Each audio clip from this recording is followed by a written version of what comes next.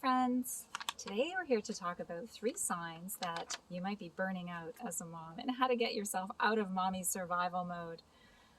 So, even though my kids are in their 20s, I remember what it was like when they were little.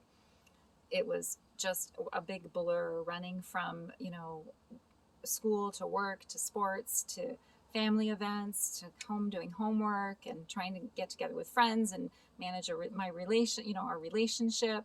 So much going on, and of course it's emotionally and physically exhausting, and some days at the end of the day you're just wondering what did I even do. I'm terrible at this, and then your kids will come and they'll give you a hug or tell you they love you, and of course they just melt your heart, and all of that stress goes away just for a moment, and then you get to start it all over again the next day, right?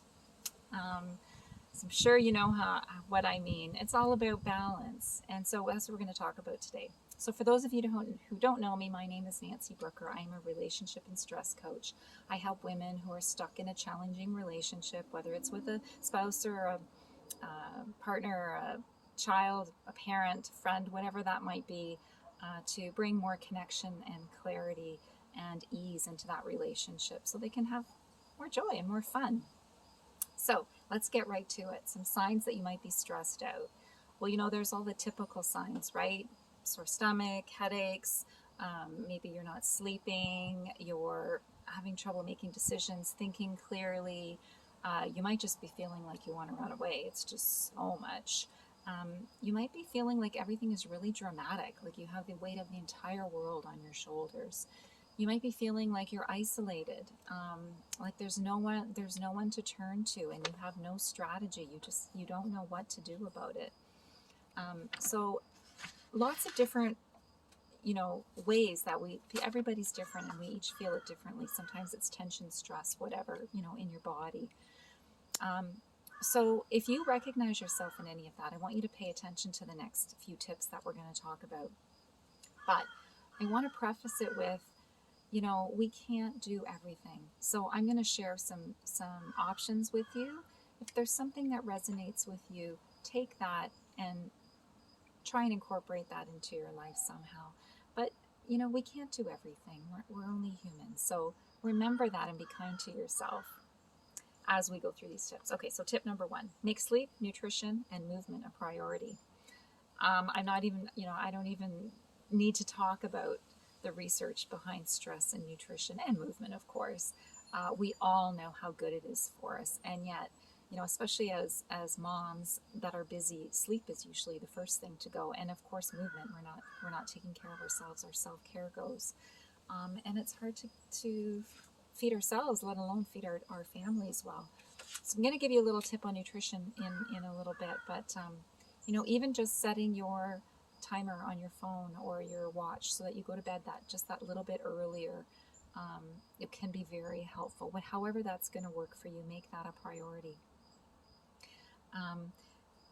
Meal planning and grocery lists. This is something that saved my life when my kids were little, and 20 years later, I still do this every week.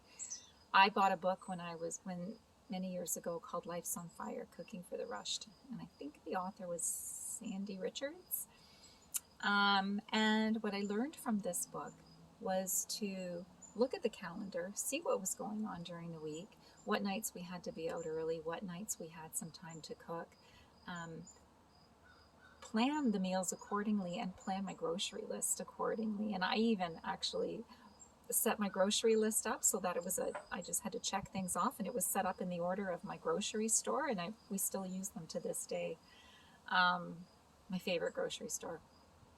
And you might be thinking, well, that sounds like a lot of work, but I'll tell you, it saved us so much work, so much time going back and forth to the grocery store, so much stress in trying to figure out what we're going to eat every night, or stressing over the fact that we weren't feeding ourselves or the kids well.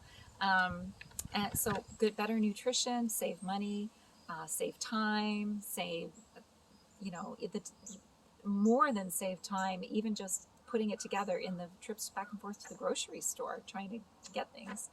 And the best part is once you start, it seems like a lot of work when you start, but it actually gets easier because then you have lists prepared and you just go back and use an old list, or you start combining lists, and it saves a lot of time and money. And added bonus, if you know what you're going to eat, then you get the kids to they involved in it too. They know what's coming up and they will meal prep with you. They will learn to make meals. They'll learn to know what's coming up, and it's fantastic. And my kids are in their 20s now. They've been cooking for a long time, many, many, many years now. Love your to-do list. Tip number 3. I love to-do lists because they keep me organized. They get things out of my head and onto paper so I don't have to stress about them. They help me, once I see them on paper, they help me prioritize what's most important to get done. But for me, best of all, I just love checking it off because that makes me feel really good when I'm done. So that's, if you're a list person, you can do it on a piece of paper, old school. There's all kinds of apps to help you keep organized. So many options out there. A few blogs ago, we talked about changing your focus. And one of the things that I think is really important to help you get out of survival mode is to change your focus from, it's so easy to think about all the things that we didn't get done, all the things that we wanted to do, all the, comparing ourselves to other people, all of those things. And I think what's really important at the end of the day is to just focus on the goodness that happened during that day. The little moments with our kids, the little wins that we got, whether it's at work or, whatever that was. We need to really celebrate that and give yourself the little pat on the back because we could focus forever on all the stuff that didn't get done. That list is incredibly. I have things that have been on my to-do list all summer that I haven't done. They weren't a priority for me.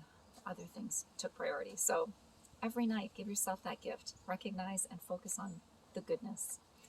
And so my last tip for you is just to share the load. Remember that despite the fact that, I think we think people are psychic and they're just going to know, but nobody knows that you need help. One, that you need help, or two, how to help you unless you tell them. So it's really important to know it's okay to ask for help. It's totally fine. We're human. We all could use help. And it can come from surprising places. Of course, your partner, maybe a family, your mom or a family member, a sibling, a friend, your kids, the neighbor. It could be anybody who is helping you with and just a little something will make a difference for you. You don't have to do it alone. And get your kids involved.